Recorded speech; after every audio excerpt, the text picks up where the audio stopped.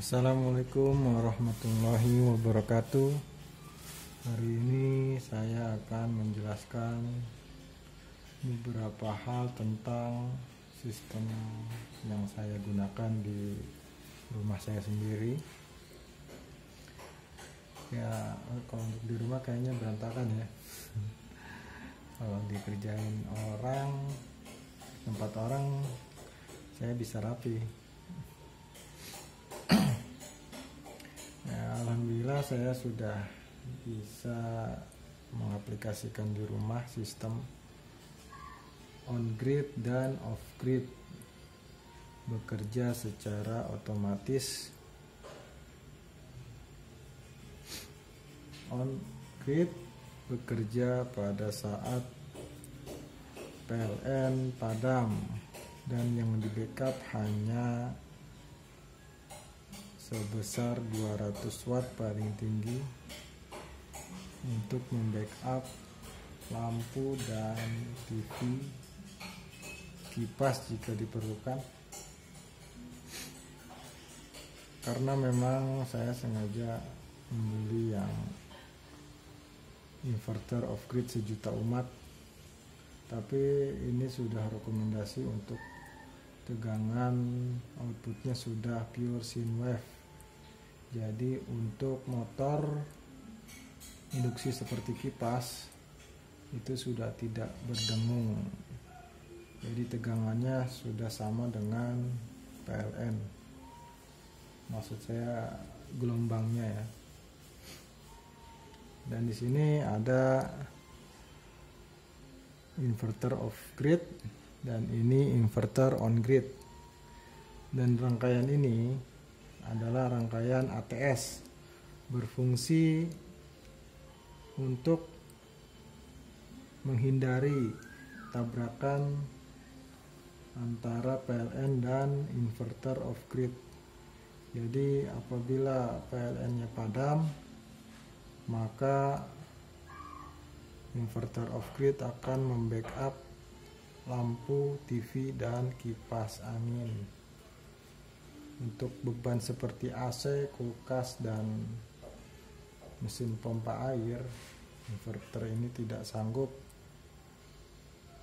untuk membackup, makanya saya pisah jalur untuk lampu dan jalur untuk AC dan yang lainnya. Dan saya akan menjelaskan satu persatu fungsi dari komponen yang saya pasang di sini.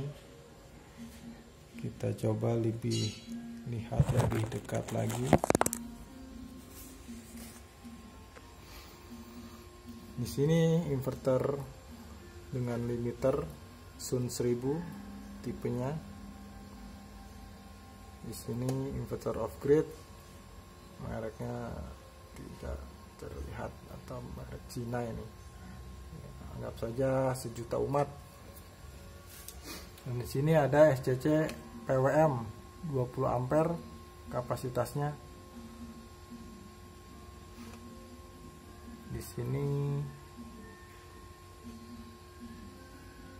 kita menggunakan trapo untuk mencharger aki.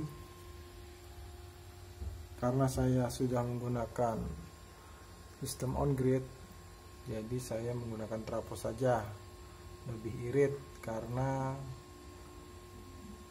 pengecasan baterai tidak perlu butuh cepat, dikarenakan mati lampu itu jarang banget ya, bisa dibilang. Jadi dipakainya baterai ini sangat jarang, hanya untuk backup mati lampu. Ini kapasitas aki Soto 100 ampere 12 volt. Dan ini inverternya harus 12 volt juga ya. Di sini ada relay 3 buah dan timer untuk jeda apabila PLN kembali normal, untuk menghindari tabrakan dari tegangan inverter dan PLN. Karena kalau tidak pakai timer, perpindahan antara relay 2 ini sangat cepat ya. Sebenarnya saya sudah coba, tidak masalah sih ya, saya jaga-jaga saja. Untuk kembali masuk PLN saya delay 1 detik atau 2 detik ya. Dan ini harusnya ada dioda ya untuk penyala arah tegangan untuk charger si aki. Dikarenakan kemarin ada trouble di Jakarta, saya copot untuk berjaga-jaga untuk charger baterai di sana ya, di lokasi. Dan di sini ada MCB DC. MCB DC ini merek Nader ya. Dan setelah saya coba, MCB DC ini cukup akurat apabila di atas kapasitas ampere, di sini 16 ampere. Di atas lebih sedikit dia langsung trip, tidak menunggu jeda beberapa waktu. Karena yang saya butuhkan itu untuk menghindari short circuit. Jadi kalau merek-merek yang lain dan tipe-tipe lain, apabila ampernya melebihi 16 ampere, maka dia delay selama beberapa menit ya. Ada delaynya, atau bisa dibilang dengan hitungan kurvanya. Dan ini hitungan kurvanya singkat ya. Ini saya menggunakan relay Omron karena memang bebannya kecil, hanya 200 watt.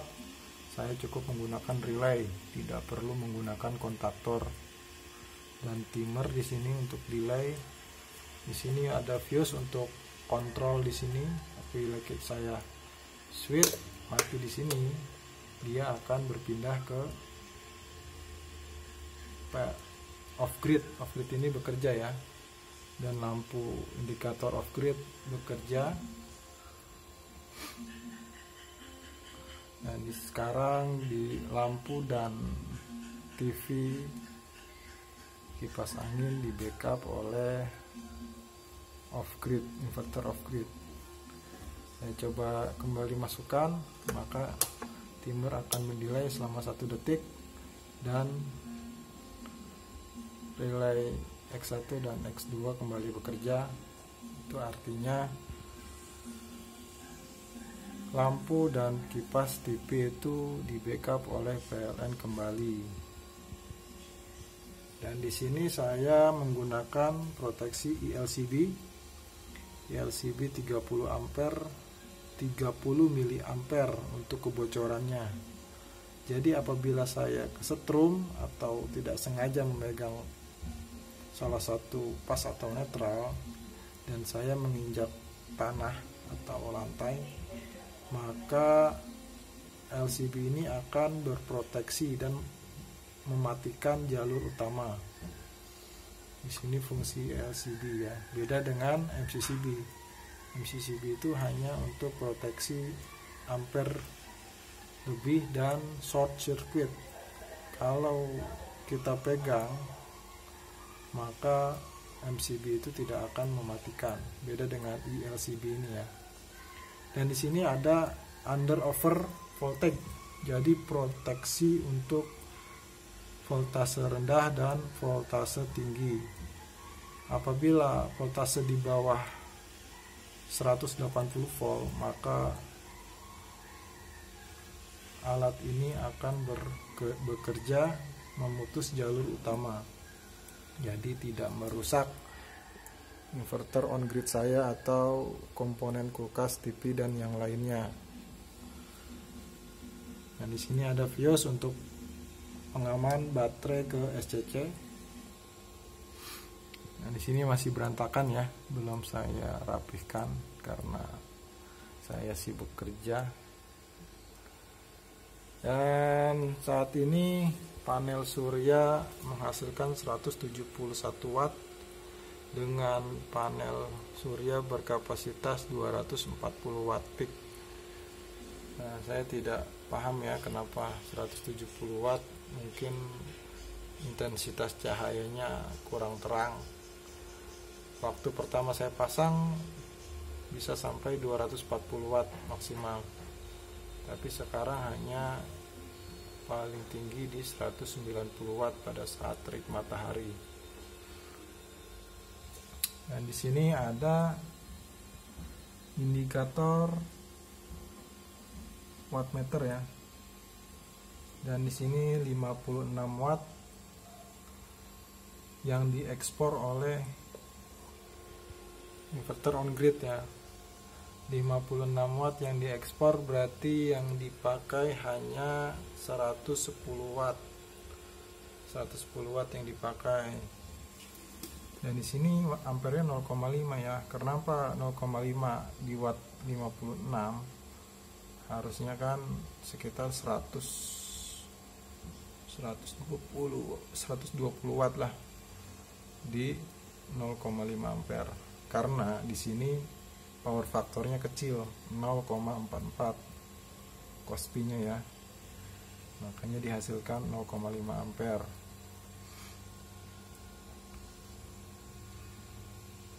Nah di sini untuk fuse pengaman trafo dan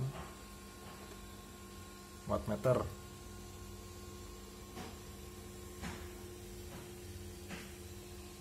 Cukup berantakan ya. Nanti kalau ada waktu dan kesempatan saya akan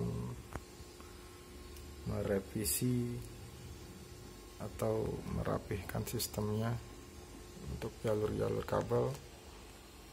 Ini saya tarik ke atas langsung ke atap, jadi tidak ada kabel yang bergelantungan di tembok.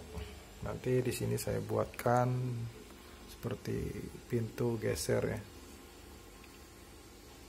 Ya, cukup sekian informasi yang saya berikan.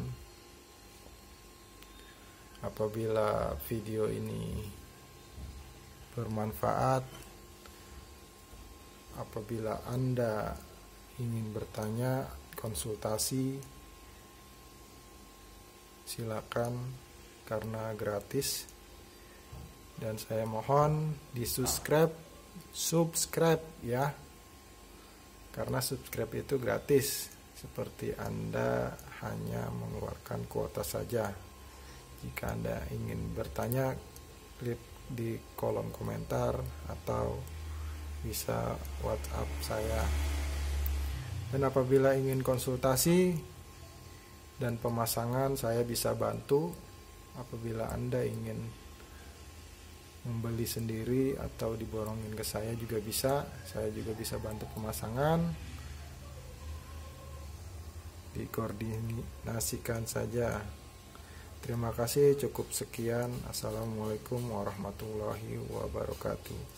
Dan jangan lupa klik subscribe, like, and comment untuk meramaikan PLTS di Indonesia.